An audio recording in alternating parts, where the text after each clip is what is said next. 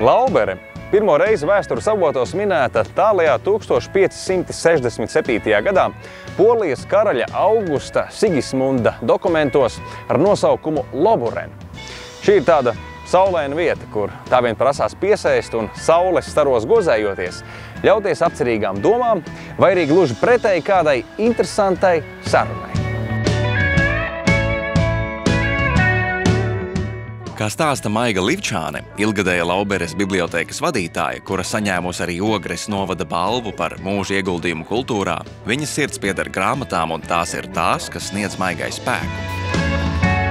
Trimdas latviešu literatūras kolekcija, kas atrodama Lauberes bibliotēkas telpās un nosaukta par grāmatu klēti, sastāv no gandrīz 5,5 vienību – grāmatas, gleznas, skaņu plates un citi vērtīgi materiāli.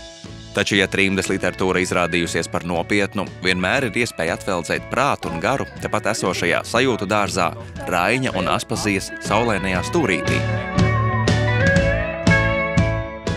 Ļaudis Lauberes pusi apdzīvojuši jau krietni sen. Šai pusē atradīsiet senas gulta vietas, Lauberes dobumu akmeņu un nepilnus 2 metrus augsto, 5 metrus garo un vairāk kā 4 metrus plato Ančiņu velnakmeni, kas ir valsts nozīmes aizsargājams arheoloģijas piemineklis. Reiz tepat netālu ļaudis rosījušies arī Lauberes muižā un Ozola muižā, taču no tām, diemžēl, saglabājušās vien attālas liecības.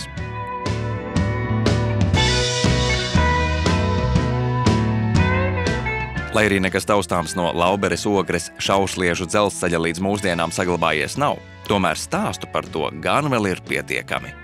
Kur tad mēs īsti esam tagad? Nu, mēs esam tur, kur kā Lauberē sācies ir Bānīša ceļš. Un ko tieši transportēja pa to bānīti? Man teica, ka transportētu koku materiālu, bet kādi, to es nemāku teikt. Tās man ir tumša lieta. Uz Ogri, ja? Tas viss gāja. Tā teica, kad uz Ogri.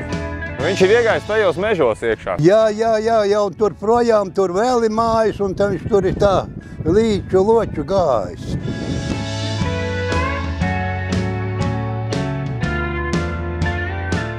Šausliežu dzelzceļš šeit vairs dūmu mutuļus gaisā nemet.